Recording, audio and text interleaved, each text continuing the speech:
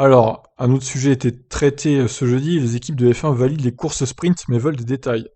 Alors j'aime bien parce qu'elles valident les courses sprint sans avoir les détails en fait. Ça c'est pas mal. L'idée est entérinée, le format reste à confirmer. Donc 3 courses auraient été ciblées pour tester la nouveauté, donc des courses sprint, le Canada, Brésil et Monza.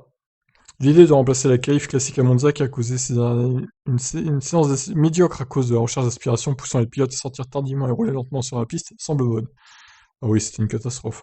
Le format modifié des week-ends comportant cette course sprint verrait la séance qualif se dérouler le vendredi après-midi afin d'établir l'ordre de la grille de cette course d'une durée d'1 heure. Ensuite, la course du samedi aurait pour but de former la grille de départ du dimanche, la course principale étant celle qui attribuerait des points au terme du week-end, donc le dimanche.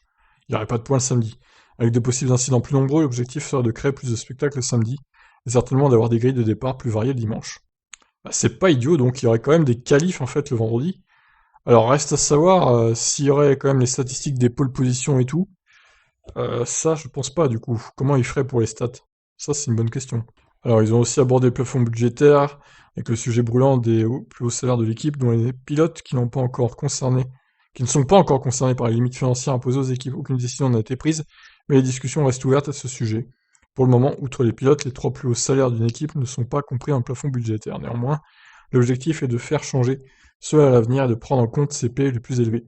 Elle pourrait faire l'objet d'un plafond financier indépendant de celui des dépenses d'équipe qui entrent en action cette année. Et ben, comme on l'a vu, hein, les 46 millions d'Hamilton cette année, c'est quand même beaucoup, donc à voir si ça pourrait entrer en vigueur, ce plafond budgétaire des équipes. Donc voilà. Donc il y aura bien des courses sprint cette saison pour déterminer la grille de départ de la course du dimanche. J'ai hâte de voir ça, ça peut être pas mal.